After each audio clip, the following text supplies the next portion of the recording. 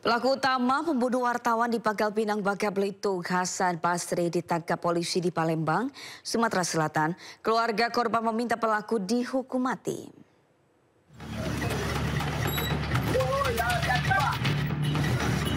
Usai buron selama 4 hari, tim gabungan menangkap Hasan Basri, pelaku utama pembunuh wartawan media online di Pangkal Pinang, Bangka Belitung.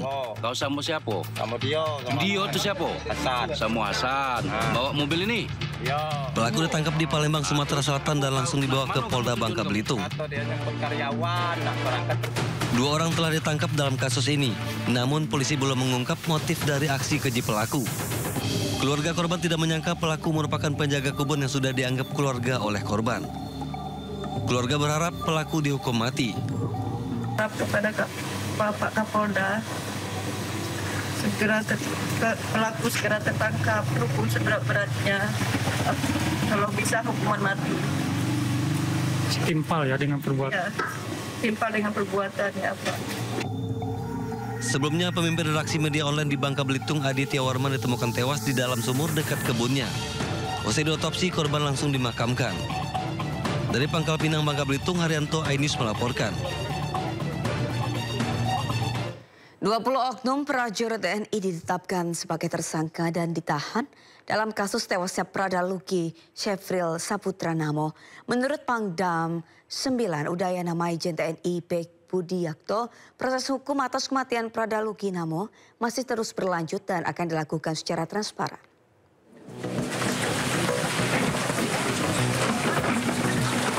Pangdam 9 Udayana, Maijen TNI Pik Budiakto bertemu dengan orang tua Pradaluki Syafril Saputra Namo di asrama TNI Kuanino, Kota Kupang, Nusa Tenggara Timur. Pangdam menyampaikan berdasarkan penyelidikan tim investigasi, jumlah tersangka yang sebelumnya 4 prajurit kini menjadi 20 prajurit TNI dari teritorial pembangunan 834 Wakanga Merenagekeo, Nusa Tenggara Timur, termasuk salah satunya seorang perwira TNI. Menurutnya, TNI akan memproses kasus ini secara transparan dan mengedepankan keadilan bagi Pradaluki Syafril Saputra Namo tanpa pandang bulu. Tim investigasi terus melakukan penyelidikan, semua tersangka telah ditahan untuk menjalani pemeriksaan lanjutan. Seluruhnya 20 tersangka yang sudah ditahan dan kemudian akan ditindaklanjuti dengan pemeriksaan selanjutnya. Di antara 20 itu apakah ada perwira, Jenderal? Ada 1 orang perwira. Boleh tahu inisialnya, Jenderal? Nanti oleh penyidik yang akan menyampaikan. Dan selanjutnya proses ini sedang berlangsung dan saya secepatnya akan melaporkan pada pimpinan. Diketahui kasus tewasnya Pradaluki Namo di tangan seniornya membuat keluarga terpukul. Terlebih korban baru 2 bulan bertugas sebagai tentara. Dari Kupang, Nusa Tenggara Timur, Eman Sudi Ayus melaporkan.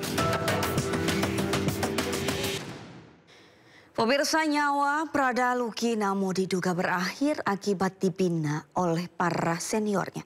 Tidak hanya sehari, namun diduga dilaksanakan lebih dari sehari. TNI Angkatan Darat terus memproses hukum kasus ini setelah melakukan evaluasi terhadap tindakan pembinaan. Mungkin rekan-rekan juga bertanya kenapa jumlah personil yang ditetapkan sebagai tersangka cukup banyak gitu ya, karena memang kejadian tidak berlaku pada satu hari.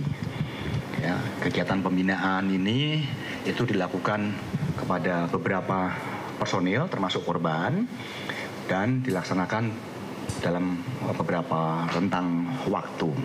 Sehingga kemarin juga kita perlu waktu, ya, tim penyidik dari Polisi Militer Kodam 9 Udayana perlu waktu untuk melaksanakan pemeriksaan itu karena memang kejadian ini, ya, proses pembinaan ini itu dilaksanakan pada beberapa rentang waktu dan dilaksanakan kepada beberapa personil oleh personil lainnya, sehingga harus betul-betul menyeluruh pemeriksaannya sehingga betul-betul bisa diambil langkah-langkah yang tepat, ya, kepada orang yang tepat, ya, sehingga pertanggungjawaban itu dapat ditegakkan, evaluasi, perbaikan juga dapat dilaksanakan untuk masa yang akan datang. Kopda Bazar Syah menembak 3 polisi di perjudian sabung ayam di Negara Batin, Waikanan, Lampung divonis mati. Keluarga korban menganggap vonis tersebut telah sesuai dengan tindakan pelaku.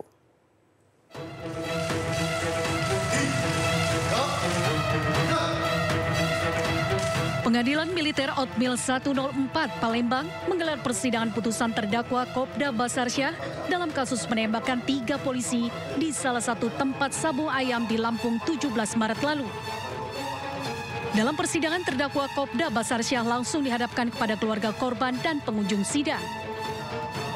Saat pembacaan vonis, terdakwa divonis pidana mati dengan pertimbangan hukum terdakwa terbukti bersalah sebagaimana diatur pasal 338 Undang-Undang Darurat tentang Kepemilikan Senjata Api Ilegal dan dipecat dari Kesatuan TNI. Pemidana terdakwa oleh karena itu dengan pidana pokok, pidana mati. Mendengar vonis mati tersebut, keluarga korban sontak teriak histeris, tangis haru bahagia. Bahwa majelis hakim tidak sependapat dengan auditor militer mengenai dakwaan ke-1 primer, namun membuktikan dakwaan subsidiar, dakwaan ke-1 subsidiar, kemudian dakwaan kedua terbukti, dakwaan ketiga terbukti. Dengan dalam hal ini majelis hakim mengambil kesimpulan bahwa terdakwa tidak terbukti dalam dakwaan ke-1 primer sehingga harus dibebaskan, kemudian menjerat terdakwa dengan dakwaan ke-1 subsidiar dan dakwaan kedua dan dakwaan ketiga dengan amar putusan memidana terdakwa dengan pidana pokok, pidana mati. Bersyukurlah Pak, bersyukurlah karena masih ada keadilan Pak, kita udah mendapat keadilan. Sebelumnya, Kopda Bazar Syah menembak 3 polisi yang melakukan penggerebekan judi sabung ayam di Negara Batin, Kabupaten Waikanan, Lampung 17 Maret lalu. Ketiga polisi tersebut yakni AKP Anumerta Lusianto, Aibda Anumerta Petrus Aprianto, dan Bribtu Anumerta Gali. Dari Palembang, Sumatera Selatan, Guntur iNews melaporkan.